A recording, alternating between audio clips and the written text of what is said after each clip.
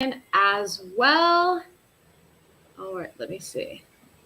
We'll also be going live here with teacher Chris to start our hashtag Open English Week. All right. Hello, Facebook, YouTube, LinkedIn. I believe we are live here. Hi, Chris. Hello. How is everybody? Let me add you here on Instagram. Millie Martin, welcome. All right. Chris, I've accepted you here on Instagram, but as always, there we go. There we go. Hello, everyone. How was everybody's weekend? All right. Anibel Marroquin is here. Yes. How was everyone's weekend, Chris? Nice to see you. Gabby is here with us from Kuwait, I believe. All right.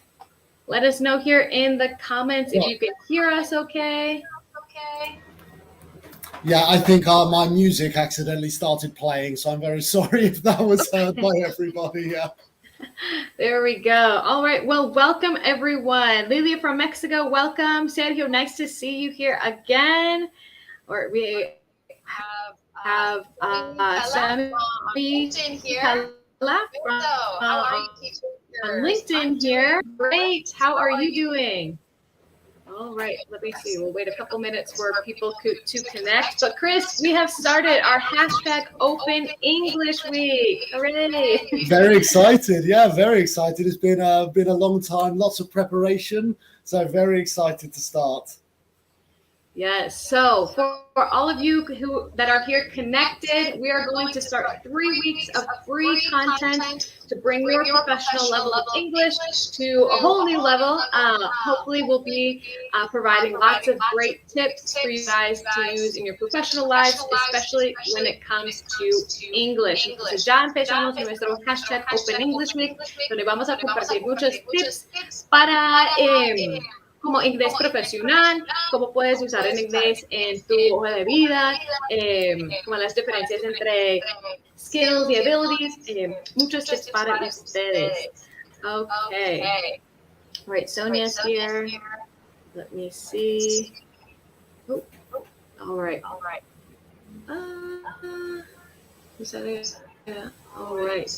Me gustaría aprender inglés, tengo 51 años y se me ha hecho difícil. Listo, si ustedes quieren aprender inglés una vez por todas, pueden visitar nuestra página openenglish.com o enviar la palabra profe aquí en los comentarios. Yes, it's never too late to start learning. No. All right. Let me see here. Looks like I have an echo. All right. Let me try and see. Oh, I can unmute myself here. All right. Do you guys hear an echo?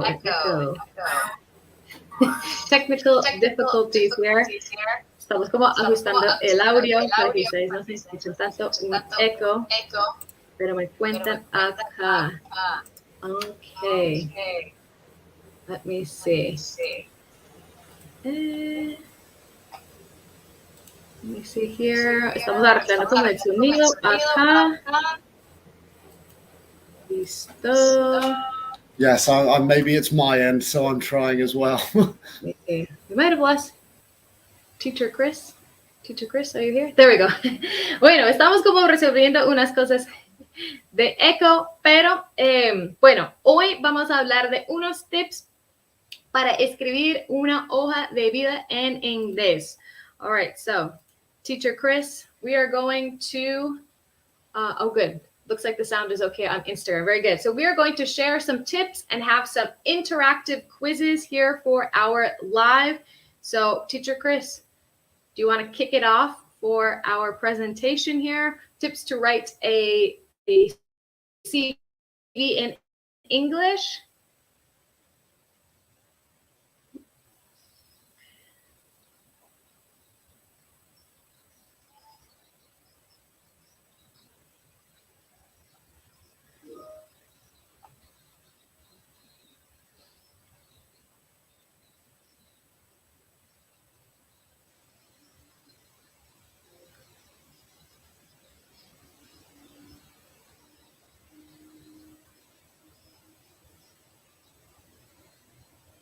All right. So, oh, good. Looks like the sound is good over here on LinkedIn. Thank you for letting us know. So, to start off today, talking about writing a resume in English.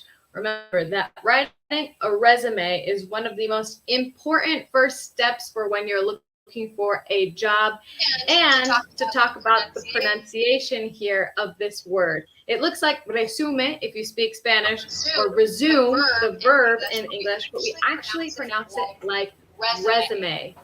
Resume. So it's a little different pronunciation here. So we can use our resumes to talk about our past experiences, what we were responsible for, to describe ourselves, to talk about our professional achievements. So, Teacher Chris, what do you think we should include in a resume? Anything else? And to the audience here, ustedes, ¿qué opinan? ¿Qué deberíamos incluir en una hoja de vida? Let us know here. Teacher Chris, any tips on what we should include? Well, obviously we have your past experiences, the jobs you had previously, but for some advice, maybe outside of the box, I would always say write something about yourself. Not massive, not a paragraph, not an essay, but a couple of sentences at the very beginning to describe yourself, I think is very, very important in any resume. And please, same as Teacher Martiza earlier, if there's any problem with my audio, please let me know on Instagram, Facebook, LinkedIn, and YouTube. Please let me know if there's any problems with the audio. But yeah, that would be my advice, a very quick summary of yourself. Okay, looks like, let me see. What if you don't have previous experience? Base to Ace is asking over here, what if you don't have previous experiences? So, lots of times I've seen on people that are writing their resumes for the first time, you can include volunteer experience. Maybe you had an unpaid internship, tal vez era como un pasante en una empresa que no fue pago, pero tú puedes incluir esa experiencia y como resaltar tus skills y más bien en lugar de enfocarte tanto en la experiencia que tal vez no tienes, puedes hablar más de tus skills y habilidades en un resume or a CV. All right. So I was actually talking about this with Chris before our live, and I was asking him, is it common for you to share a photo of yourself in your resume? Yo estaba hablando con Chris justo antes de este live, preguntándole si es común como compartir una foto en tu hoja de vida. Entonces, Chris, is it common to share a photo of yourself on your resume? So in England, in the United Kingdom, no, I wouldn't share a photo. However, in Spain, yes, I would. So I don't know if that's a European thing or what's it like for yourself over in that side of the world? Yeah, so I've mentioned to Chris that it's actually not common to share a picture of yourself if you're applying to a job in the United States. No es muy común compartir una foto de tu hoja de vida si estás aplicando para un trabajo en los Estados Unidos. So this is a difference that I've noticed as well, that for example, in Colombia, people share a professional picture of themselves, but in my experience applying for jobs and working in the United States, it would almost be kind of a negative point. So that's something to maybe keep in mind. Es algo para como tener en cuenta que compartir una foto en tu hoja de vida, si estás aplicando para un trabajo en el Reino Unido o en los Estados Unidos, tal vez puede ser como algo como medio negativo. No es muy común compartir. Ok, Dani Palacios dice, en Argentina la foto es fundamental en un CV. Entonces, es súper interesante cómo cambia entre los países y los continentes. All right, let me see. Hay que esconder todos los tattoos en la cara, ¿no? Y está bien. Yeah. Okay, looks like in El Salvador, yes, you need to share a photo with your resume. Interesting. All right, looks like a lot of people say in Latin America it's different. That it is important to share. So if you're applying for a job, maybe in another country, keep that in mind if it's appropriate or necessary to share a photo. Okay, someone said, en Canadá, descarten al postulante si tiene foto. Okay, interesting. So there's some debate. Entonces es mejor como averiguar antes de como entregar tu hoja de vida a una empresa, si es una empresa del exterior. All right, let me see here. Moving on then. So we'll move on to writing a resume in English. Chris, I'll let you take over from here so we can get a little interaction going with you guys. So thank you. Yes, so this first question is a kind of introduction of how the class will be. Así que esto es un ejemplo de cómo la clase va a salir en este ejemplo. So the first question of today's class, and we want an A or B answer. Así que puedes escribir A o B, A o B. So A, resume, and B, CV. Which one is the American English term? So A, resume, or B, CV. Así que si tú piensas que resume es el americano inglés, escribe A. Si piensas que CV is el americano inglés, escribe B, por favor. So A or B, resume or CV, which one is the American English term? Maritza, I mean, without saying the answer, I imagine that the British term is known in the United States. Yes, I actually found this to be interesting. I didn't know that there was a difference. I recognized one of these words, but I use another word. That's kind of a mysterious answer, but I didn't know there was actually a big difference. So that was something new for me as well. All right, let me see. Luis Ivan says A in the USA. Nelly Angelica says A. Oh, we've got some different Yeah, answers. we got a lot of A's here, a lot of A's, yeah. Yes. So for those of you on Instagram, resume is common in the United States or in the United Kingdom. Cuéntanos en los comentarios si resume es más común en los Estados Unidos o en el Reino Unido. Y la palabra o el término CV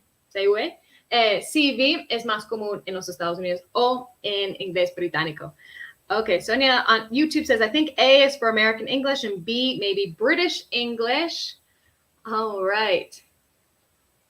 Let me see. Oh, we've got a good question from Jordi Medina. If I want to apply in the United States, but I only have experience in companies from my home country, can I put it on my resume? Jordi, absolutely, absolutely. La experiencia que tiene uno no cambia entre los países. Es súper importante. Bueno, obviamente en una hoja de vida tendrías que colocar la experiencia en inglés y hablar de tus logros en el trabajo, pero yo creo que una experiencia de cualquier país es súper válida. ¿Cierto, Chris? Sorry, yes, completely agree. Yeah, and I think in some jobs that might even be a bonus. Like having worked in another country, in another language, that might be a good thing. It might be what this new job in English is looking for. So definitely, yeah. Absolutely, yes. I think now that we're in such an international, global world after the pandemic, any and all experience is good experience. Okay, so Chris, would you like to reveal the answer for our quiz here? So well done for everybody who put A, because yes, A is the American English term, resume, and CV is the British English term. I saw a comment from Paula on YouTube saying, yes, CV is a Latin term. And yeah, you are completely correct, Paula. It's curriculum vitae.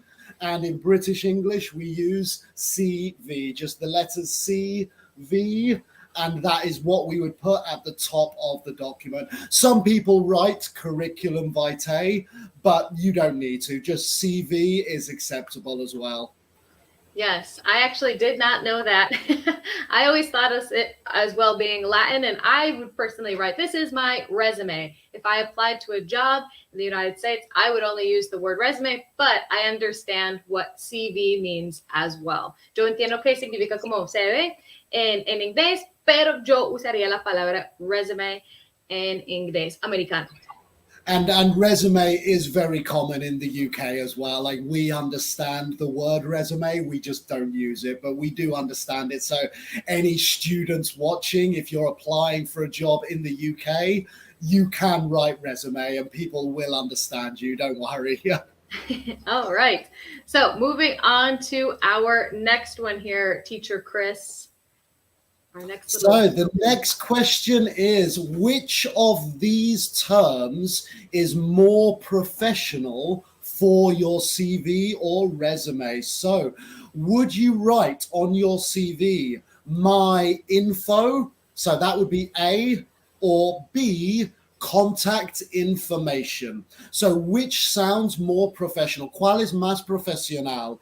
A, my info, or B, contact information. So A, my info, or B, contact information. Write which letter, A or B, you think is more professional. All right. Cuéntanos, cuéntanos. Y mientras tanto, Pérez Ramírez, ¿cuánto vale un curso? Bueno, recuerden, si ustedes quieren más información sobre el curso con el 60% de descuento para hashtag Open English Week, envía la palabra profe aquí en los comentarios. Envía la palabra info, profe aquí en los comentarios para más información. All right.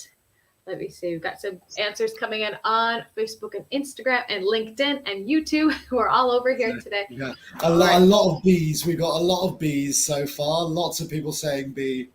Mm-hmm. Yes, and I would agree that this is more professional, definitely more professional to say contact information. It's usually recommended, I would say, on a resume to avoid shortening words, leaving words like info instead of information sounds really informal, especially for a document like a resume. Entonces, yo diría que como cortar las palabras como, por ejemplo, info de información, eso suena como muy informal y no es muy recomendable para un documento tan oficial como una hoja de vida. Okay. So, I mean, what information would we write in this contact information? Again, esto es una pregunta para todos, para ti, Maritza, y para todos los estudiantes también. What information would we write in this section? So, ya tenemos el título, contact information is más profesional. So, what information would we write in this contact information? Mm-hmm. All right. Shikasu says, I really like this class with both of you. We really like having you here. Thank you for your comments.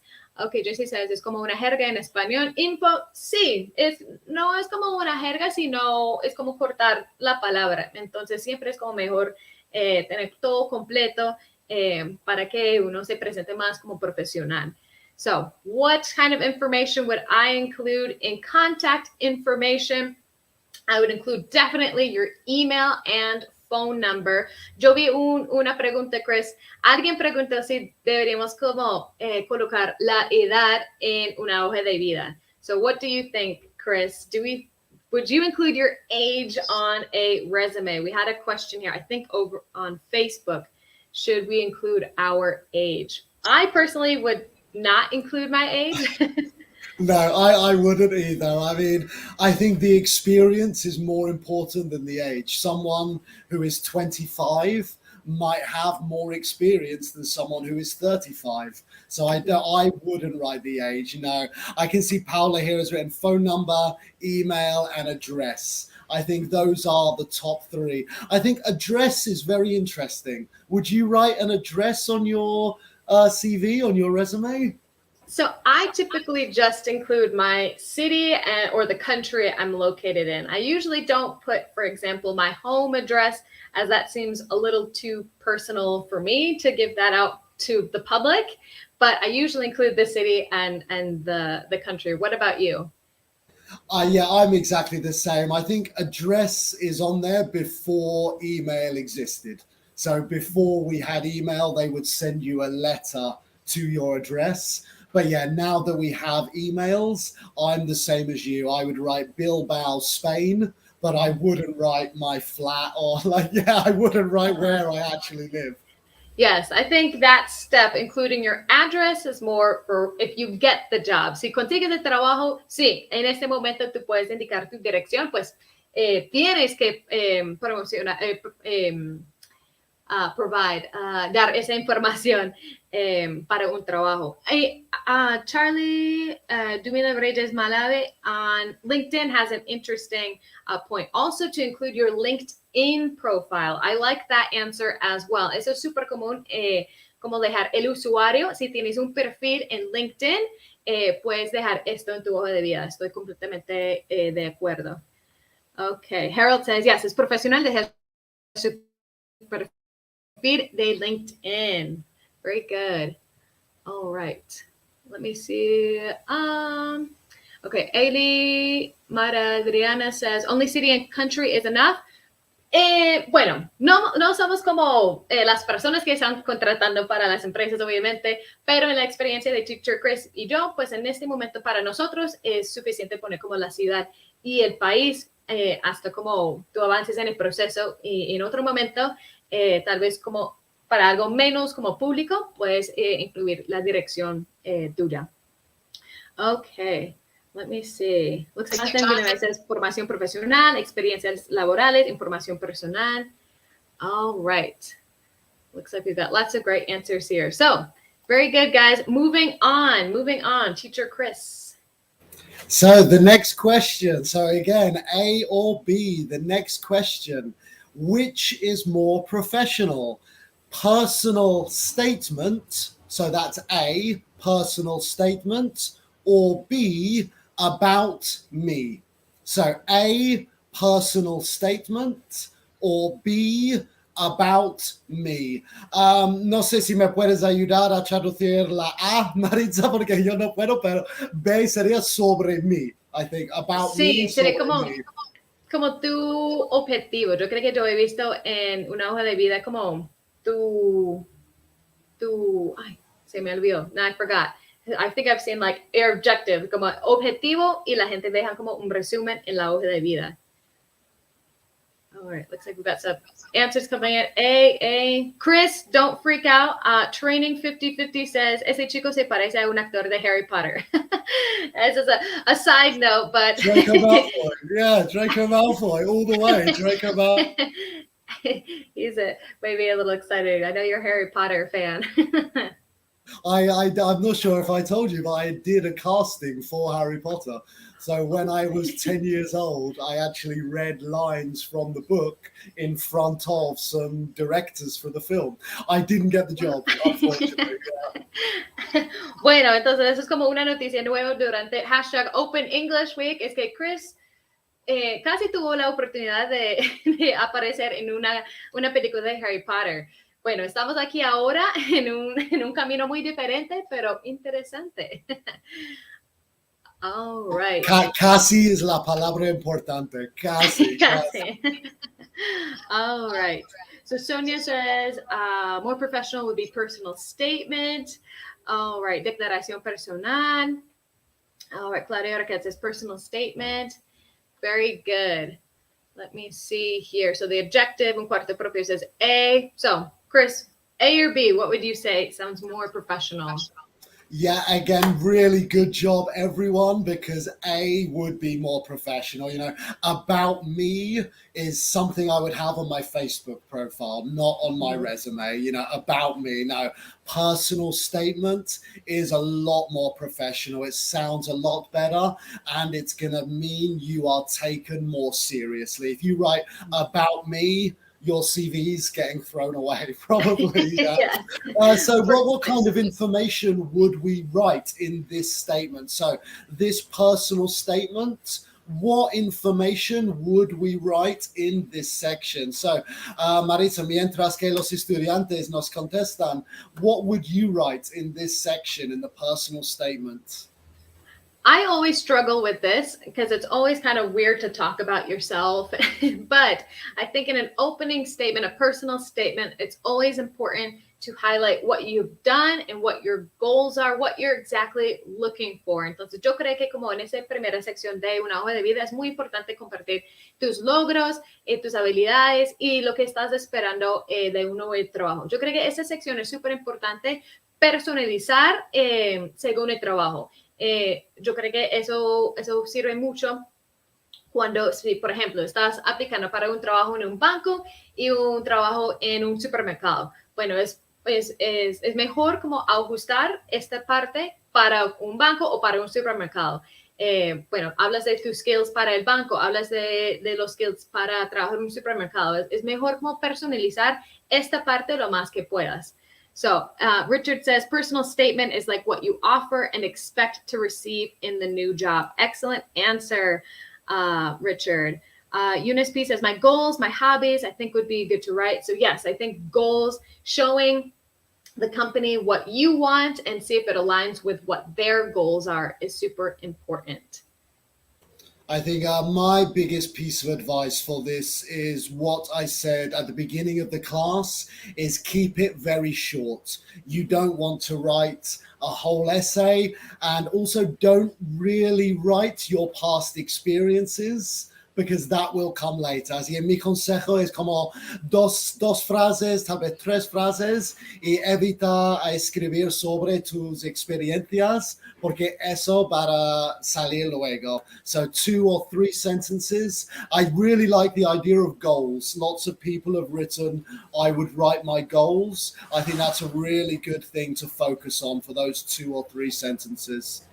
Definitely. Oh, I always say it's better to have it short and sweet, as we say in English, short and sweet, because people will be looking at lots of resumes, lots of CVs, and they don't have a lot of time to read a lot of information. So you want it to be as impactful but short as it can possibly be.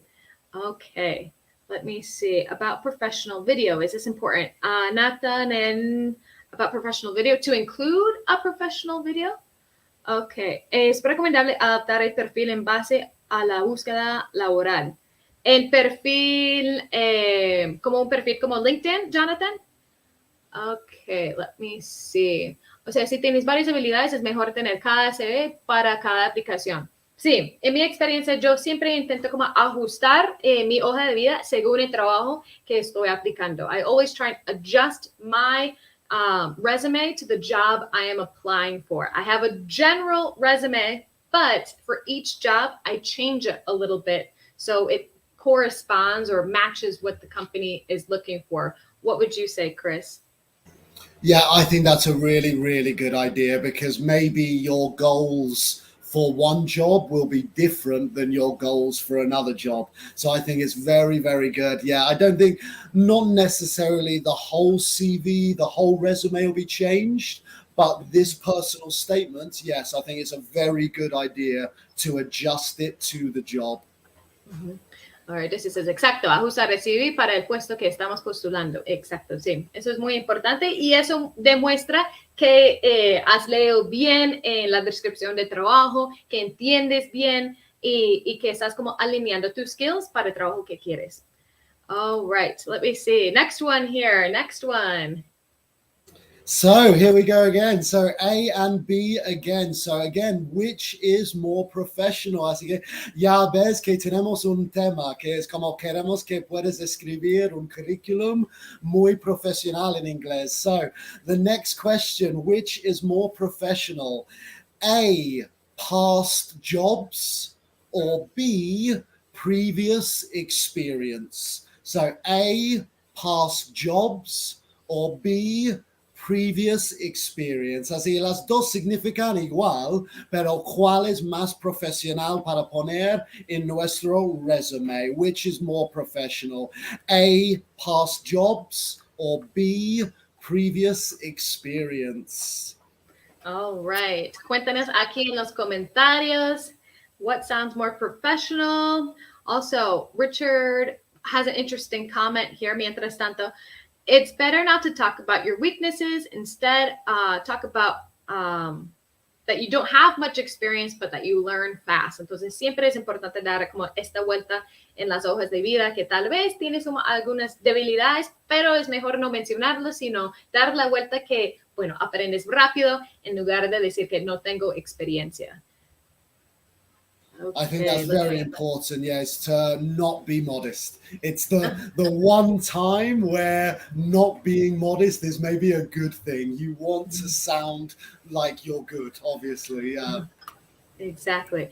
And I was going to mention here, when you're talking about your past experiences, in English, on our resumes, we traditionally use all past tense verbs, except when you're talking about your current experience. So it's important to understand how to conjugate those verbs to list them for your past experience. And also try not to use the pronoun I. Entonces, eso es como un consejo adicional que yo uso para mis hojas de vida, es hablar de la experiencia del pasado, todo en el tiempo del pasado en inglés, menos tu trabajo actual. Y también es muy importante, como yo creo que muchas veces recomienda que no usar pronombres como I did, I was responsible for, sino usar como la voz activa y decir como responsible for, worked as, was in charge of. Entonces podemos omitir decir como I, porque en inglés no es muy recomendable como usar constantemente este pronombre. Aunque sí estás hablando de tú mismo, pero puedes simplemente usar el verbo en el pasado para hablar de tus experiencias. I want to also highlight that sentence you said, responsible for, is one of my most common phrases on my resume. Is responsible for just sounds a lot more professional than did, or that kind of just responsible for teaching English classes, preparing students for exams. Responsible for just sounds very professional. Definitely. We have an interesting question here. How can I say licenciada en mercadeo en English? Bueno, a veces yo creo que en mi experiencia hay como diferentes niveles de educación en otros países. Por ejemplo, en los Estados Unidos no existe, pues para mí, una especialización como por ejemplo en Colombia. Yo sé que en Colombia es muy común tener como un specialization, que no es una maestría, pero sí es un nivel más de educación. Entonces, a veces es un poco difícil traducir esos certificados, pero tú puedes incluir como license, or I guess license wouldn't be the correct term, certificate or diploma in marketing, for example. So there are different programs between the US. I'm not sure, Chris, in the UK, do you have such programs like a specialization or diploma, or is it kind of you have your bachelor's degree, you have a master's degree, etc.? Yeah, that's exactly it. In the UK, I mean, maybe diplomas and things exist, but they're not very common. It's a bachelor's degree, university degree, and then a master's degree. And another important thing to point out that I would always say, I have I've forgotten the word now. A university degree. Sorry. I have a university degree in English, or in England, we don't say I am a graduate. I mean, grammatically it is correct. Gramáticamente está correcto, pero no solemos decir soy un grad. Like, we say I have the certificate rather than saying I am a graduate. I don't know about the United States, but yeah, I would say I have a degree in, rather than saying I graduated with or something like that. Richard says, is it correct to use diplomat? Para un diplomado? That's another one that I'd have to think of the translation. Diplomat is actually a type of job you can have.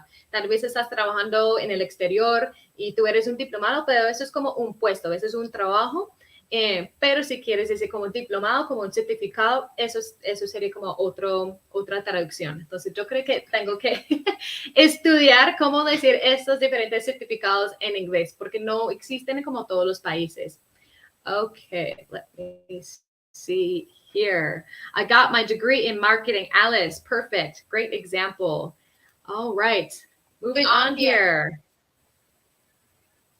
Okay, so the next one. So sorry for the last one. You were correct with B. Okay. Yes, previous experiences. I mean, también past experiences está bien. Lo importante es la palabra experience in vez de jobs. Like, past experiences is much better than past jobs. So the next question, again, A and B again. So which is more professional? Academic qualifications. This is A, academic qualifications, or B, school grades. So I'll give them to you again. A, academic qualifications, or B, school grades. Which one is more professional, academic qualifications or school grades?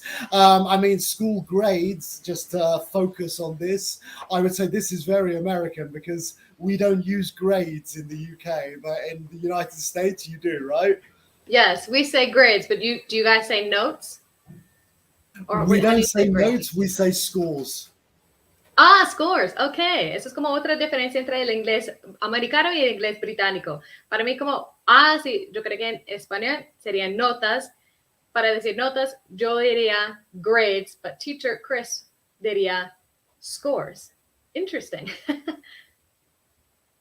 We still have the same letter, like we have A, B, C, D, like the United States, but we don't really call them grades. It's just not very common to call them grades.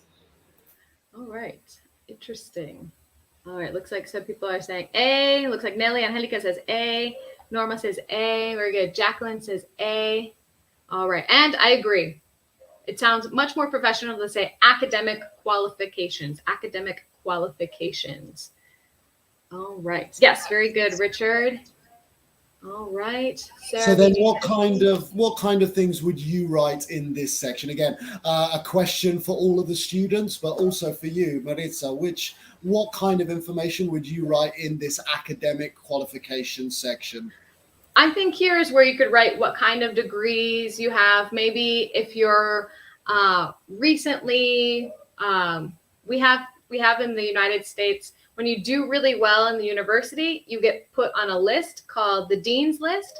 And that's usually a recognition that you were a top student.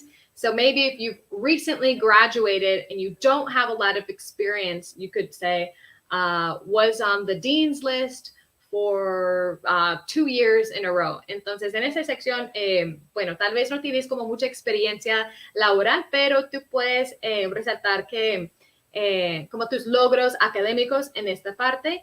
Y en los Estados Unidos hay como un listado en la universidad.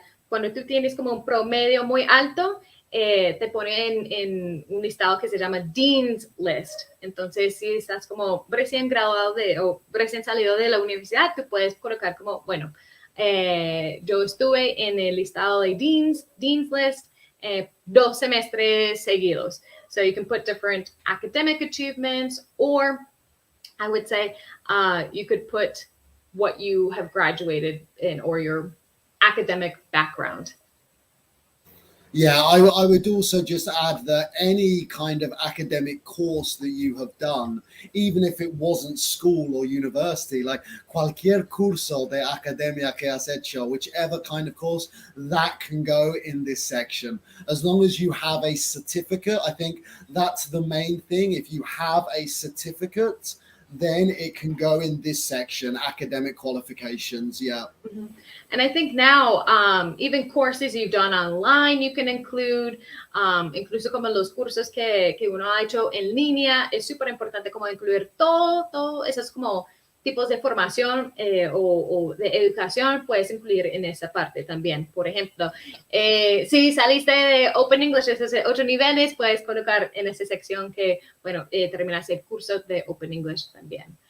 I mean, por ejemplo, Richard comentado como sports are considered academic qualifications. Well, this is a good example where I'd say sports would not be an academic qualification. However, if you coach sports, if you have some kind of certificate that says I can coach football, then that would be an academic qualification. Yes, I actually have a football coaching qualification, so that's nice. on my CV, on my resume. But yeah, it's coaching football is obviously more academic than playing football, so that would be the difference. Great job, everyone. All right, let's see. I don't know if we should move on to true or false. We are kind of over on time here, but we can do a quick true or false, I think, yeah. All right, ya vamos a terminar con un true or false, entonces envía tus comentarios aquí. Bueno, resume is the British English term, true or false. True or false? True, false. Resume is the British English term. Cuéntanos aquí en los comentarios. Sí, recuerda, puedes escribir un emoji así, un tic, un X, cualquier cosa para true or false. Todos los estudiantes en mis clases saben ese juego, así que yeah, it's a very, very popular game and common game. True or false, yeah. All right. José Alberto dice, ¿cuál es el link? El link, si necesitas más información sobre el curso de inglés, puedes enviar la palabra profe aquí en los comentarios. Profe aquí en los comentarios. All right. Looks like false. Okay. John Francis says false. It looks like a lot of people were listening today by the sounds of it. Yeah. Yes. Lots of people remember from we're in the beginning part of our class. Okay, so this one is false. We actually use the word resume. It's more common with American English, although it's important to note that if Chris heard me say resume, he understands what that is. Just to quickly mention as well, I mean, Paul Kelsey on Facebook has just mentioned the word resume. So yeah, be very careful with the same spelling. Yes, the verb to resume, you are right, Paul, is to continue. So when you pause your PlayStation game, you then resume. But resume, although it's spelt the same, is the curriculum vitae, yeah. Yes, that it can be tricky as well. And un cuarto profe says UK would be CV. Yes, very good. All right, Sonia, nice job. All right, next, true or false? We provide contact information. True or false? True or false? Provide true, false, true, false. So yeah, true or false is, I mean, do we provide this? And also, is this what we write? Esto es el título que usamos. Contact information. Is that what we should write? Eso es lo más profesional, true or false? All right. Mike gave a thumbs up here. Ansola Sonia says true. I am Nanita 21 says true. Very good. Nelly and Henika, excellent. Got some answers floating through here. And it looks like the majority of you say true. And this was true. Yes, we provide contact information. Remember that this sounds more professional. Contact information. We don't want to include words like info that are shortened words. We like to say contact information. It sounds more professional. Ok, Bismar Fonseca says, ¿cómo hago para inscribir? Bismar, envía la palabra profe aquí en los comentarios para más información. All right, and let's see. Teacher Chris, speaking 2 languages is listed in academic qualifications. True or false? True or false?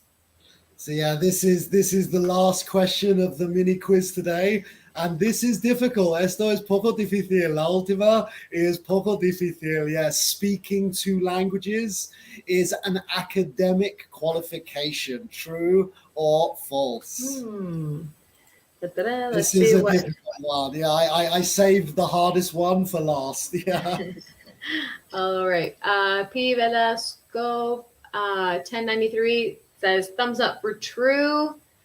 Ok, Cone Oficial, ¿cómo saber el nivel de inglés? Cone Oficial, si tú envías la palabra test aquí, test, puedes tomar un examen que tenemos en Open English, que es gratis, es totalmente gratis, para descubrir tu nivel de inglés. All right, Chris, it looks like we've got some false, some true. Okay, this one is difficult, base to ace. Okay.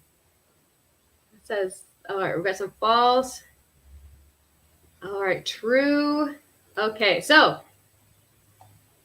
this one would be false. False. We would say that speaking 2 languages, you can list this in your skills section, But don't worry, we are going to have a class all about skills versus qualifications. No se preocupen. Vamos a tener una clase con Teacher Chris hablando de skills y qualifications y cuál es la diferencia. Pero en este momento eso sería false. Right, Teacher Chris? Así es, ya el jueves, este jueves, así que en 3 días voy a hacer una clase relacionada con eso. Así que si alguien está confundido, no pasa nada. El jueves voy a explicar todo, pero algún preview, a little preview before Thursday. Yes, speaking 2 languages would be a skill rather than an academic qualification. Pero el jueves os voy a explicar mucho más como claro por qué. So no worries, do not get confused. Yes. All right. Well, that concludes our class today. Thank you for everyone who joined. Muchas gracias a todos que participaron en la clase de hoy. Bueno, eso fue una clase un poco larga, pero espero que hayan aprendido muchas cosas nuevas y tal vez como unas diferencias con las hojas de vidas entre, bueno, Latinoamérica, España, el Reino Unido, los Estados Unidos. Es como diferente en muchas partes, pero es un documento fundamental de tener como al día y entender cómo escribirlo para los diferentes mercados, diferentes trabajos y obviamente en diferentes países. So, Chris, it was great joining you for this live today. And don't forget, we have now officially started #Open English Week. Oficialmente hemos empezado con #Open English Week, 3 semanas de contenido gratis, más enfocado como en inglés profesional, para lograr tus metas profesionales y para aprovechar 60% de descuento en los cursos de Open English. All right, Teacher Chris, anything you want to add here? Oh, someone said, ¿cuándo van a hacer otro dúo? Next Monday, we will be back here. Every Monday, Chris and I will be here together during Open English Week. So tune in again. Yeah, I just wanted to add thank you very much to all of the students. Muchísimas gracias a todos los estudiantes y tus comentarios. Claro, tal vez no tenemos tiempo a leer, como decir todos los comentarios, pero estoy leyendo todos. Mucha gente diciendo que están muy felices con nosotros dos, Maritza. So yeah, really, like, it's muy divertido estar aquí nosotros dos dando la clase. Y muchísimas gracias a vosotros, estudiantes, por estar aquí y por darnos la oportunidad. So thank you very much to everyone who is, part of the class. All right, lots of good feedback here. So Facebook, YouTube, LinkedIn, Instagram. Vamos a estar de nuevo aquí a las 6 de la tarde para otra clase y mañana a las 12 de la tarde. A la misma hora mañana vamos a continuar con esas clases en vivo. Y bueno, para todos que tengan una feliz tarde. Have a great afternoon, everyone, and we will see you guys tomorrow. Thank you, everybody, and bye-bye. All right, take care, everyone.